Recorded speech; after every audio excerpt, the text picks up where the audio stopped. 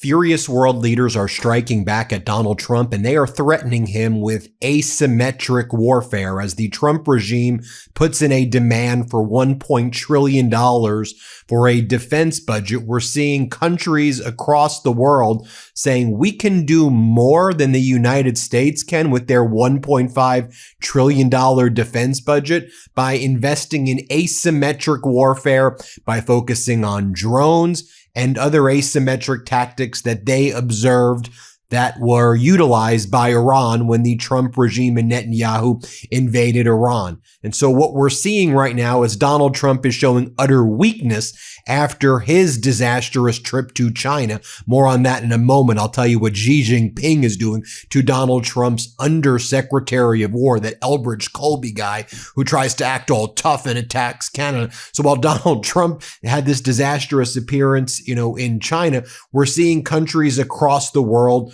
projecting strength and saying, we don't need the United States. Of course, we saw this with Ukraine. President Zelensky showing the power of his drone army, of his ballistic missiles, of Ukrainians' forces being able to strike deep within Moscow, in oil depots there, and infrastructure surrounding Moscow. That's one of the reasons why Putin had to head over immediately to China and Xi Jinping to help coordinate, because that's the alliance, right? It's Russia, it's China, it's Iran, it's North Korea. So we saw that happen, in Ukraine. We saw Taiwan just over the past 48 hours. As Donald Trump has shown other weakness, Taiwan is showing that still with those Abrams tanks that the U.S. previously gave them, with the weapons that Taiwan has, they've been running numerous military drills, both before Donald Trump's disastrous trip to China, and then after. They're showing two main capabilities. Number one, they're showing the ability to project strength with amphibious invasions by China.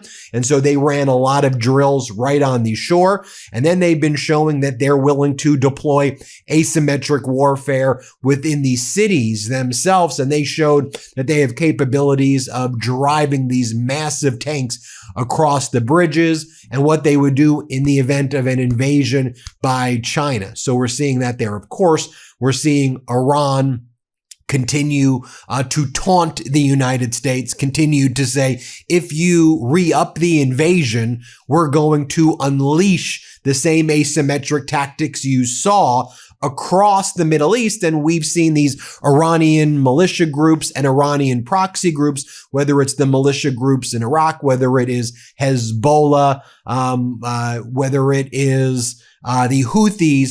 They've been able to utilize what Iran's been able to utilize as well, which are these FPV drones, the Shahid drones. More the FPV drones is what they're able to utilize, and other weapons that can be made at a fraction of the cost that the United States uses, right? I mean, the Trump regime was using these THAAD and Patriot systems that cost like hundreds of millions of dollars, and each missile can cost, millions of dollars.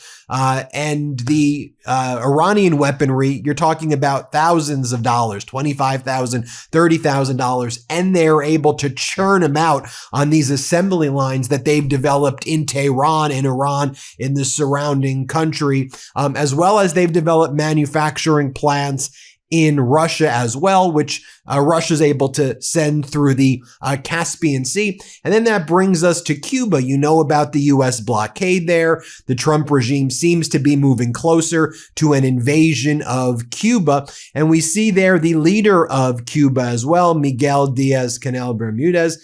I mean, he's posting, look, we know why you're going after Raul Castro, the 94-year-old former leader. They say, look, this is all part of the pretext to invade. You indict, you have the playbook that you used in Venezuela.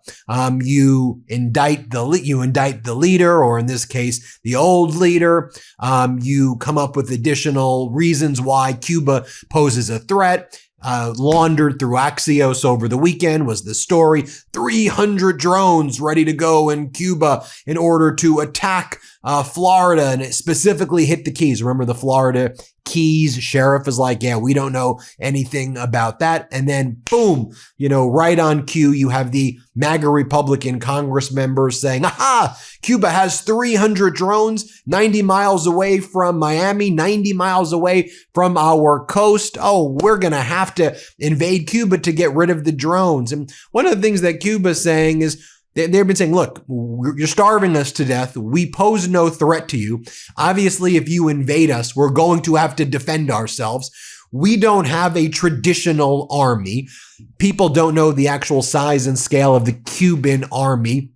They have a deep-seated militia structure there as well. And while, I think that the regime in Cuba is increasingly unpopular with the people, as we saw with Iran or as we saw elsewhere, the U.S. invasions of places does tend to rally people around a national identity, as oftentimes the Trump regime attacks the people. And also there's, from what I've read of the intelligence in terms of the Cuban army, there's still sufficient people loyal to the Cuban army, the Cuban militias, the Cuban identity, where this will be no Venezuela. You're not just going to show up and then do a very basic regime change. And all of the leadership in Cuba made it very clear, this will be bloody. We will fight.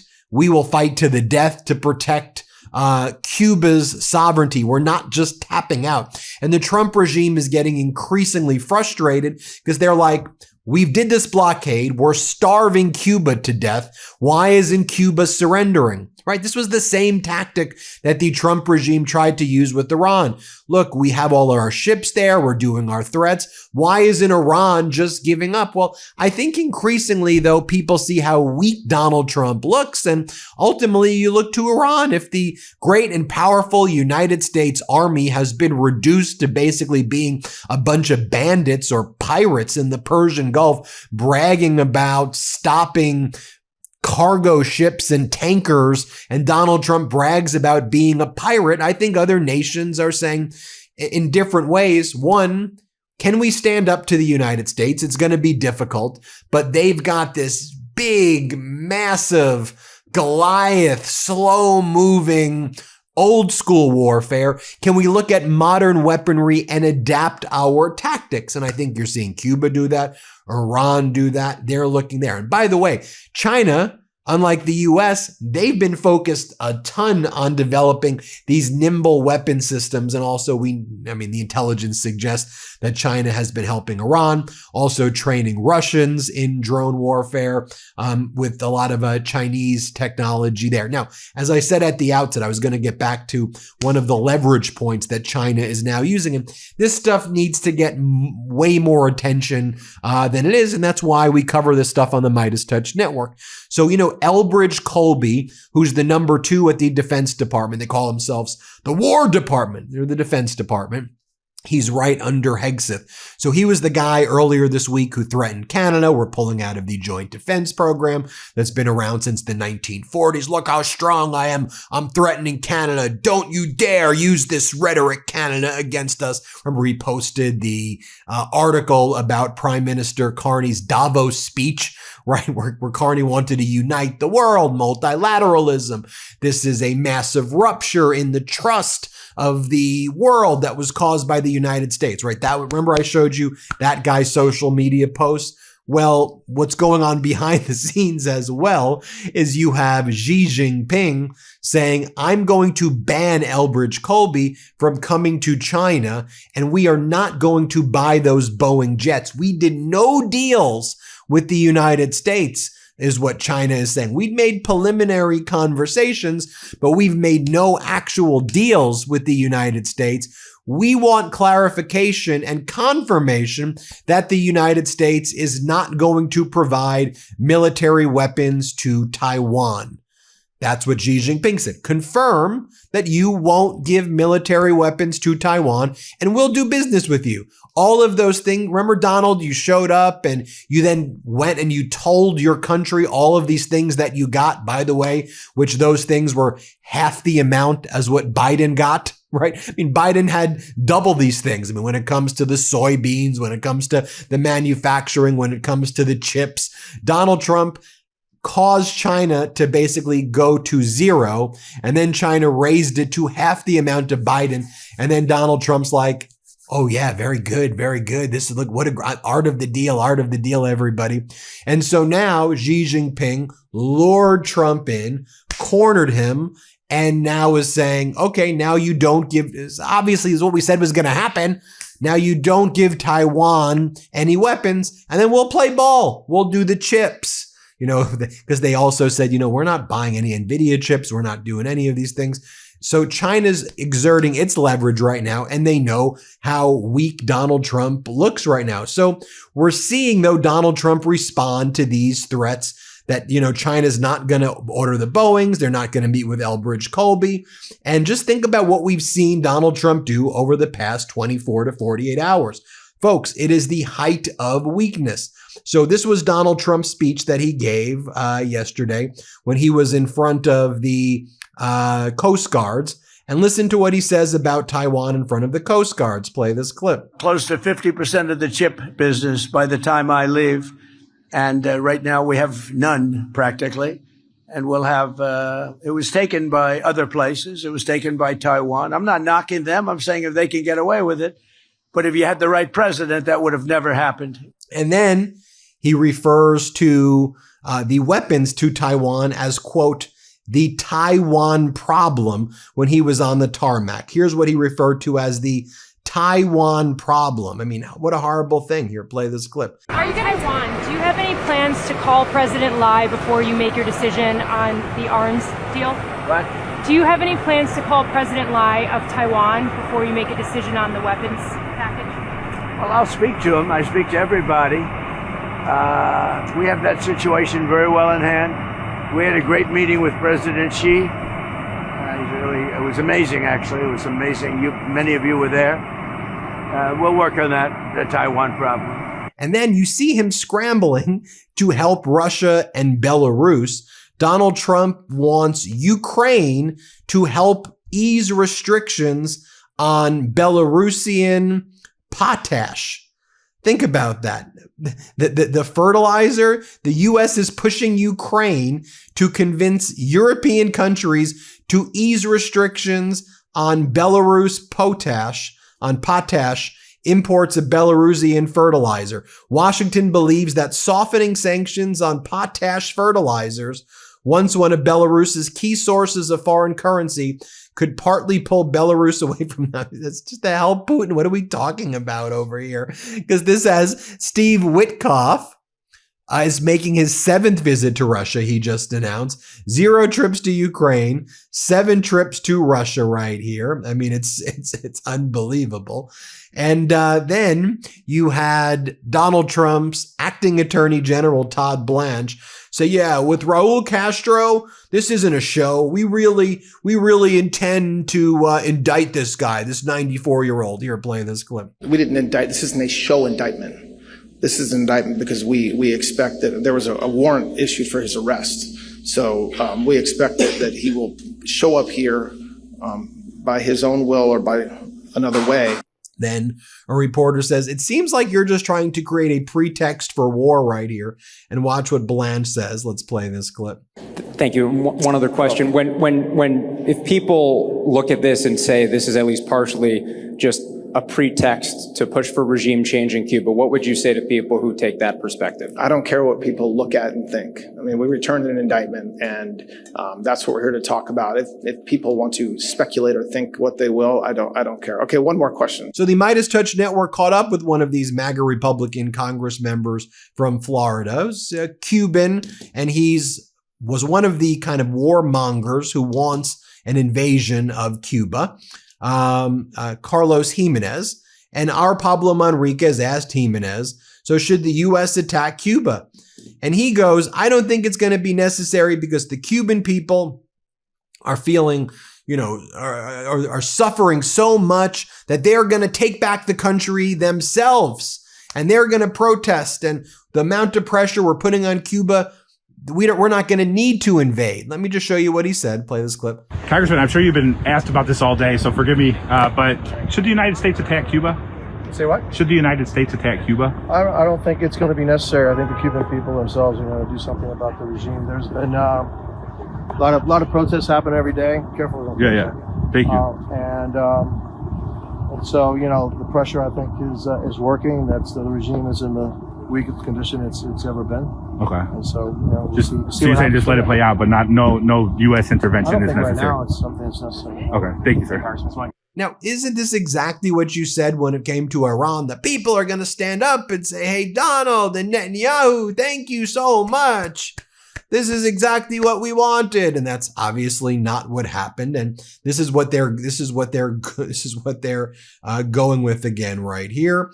And so, look, we'll keep you posted every step of the way. Again, I mentioned at the outset, you have, people in the inner circle of the Iranian negotiating team saying militarily, Iran is now stronger than it was at the beginning of the war. Iranians are steadfast in their positions regarding sovereignty. We're not going to make concessions when it comes to basic issues of sovereignty.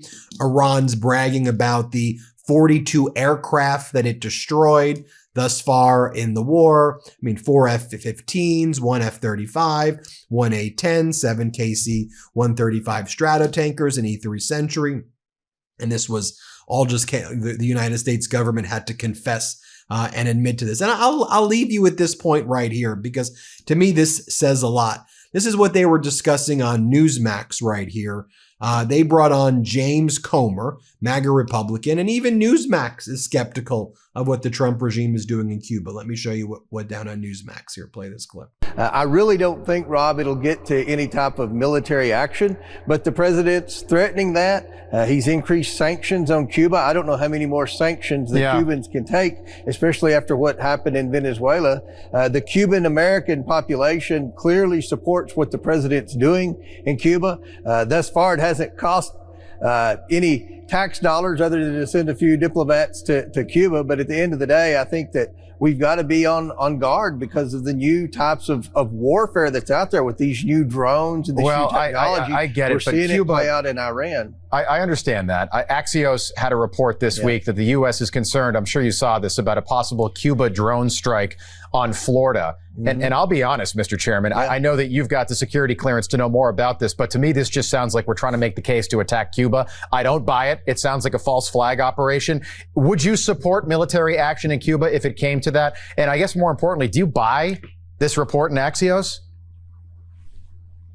Well, I know that I've been one of the biggest critics of our intelligence community over the past 10 years. Right. They're usually wrong. And then you had Prime Minister Carney saying, look, everybody, Canada, we're stable here. We're stable here, everybody. Let's play this clip. We're at the heart of the energy transition in so many different areas. And in an uncertain world, we have another commodity that partners are choosing. It's the rarest of commodities, unfortunately, these days, which is trust.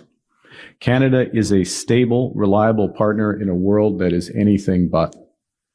And as our strategic value as a reliable low-carbon energy provider is unlocking markets for Canadian products and investments across the board. That's the core point. There's a huge commercial opportunity, but it unlocks much more, and that's what we're leveraging to make us more independent as a country, more resilient, and more prosperous. So there you have it, folks. Let me know what you think. Let's hit subscribe. Let's get to 7 million subscribers. Again, I want to bring you the information that I don't think you're hearing anywhere else. And I want to tie it all together for us. I want to tie it all together so we can make these connections about how all of this is impacting our day-to-day lives. Pay attention to what's going on in Cuba right now, though, especially. Hit subscribe. Let's get to 7 million. Thanks for watching. Want to stay plugged in? Become a subscriber to our Substack at MeidasPlus.com. You'll get daily recaps from Ron Filipkowski, ad-free episodes of our podcast, and more exclusive content only available at MeidasPlus.com.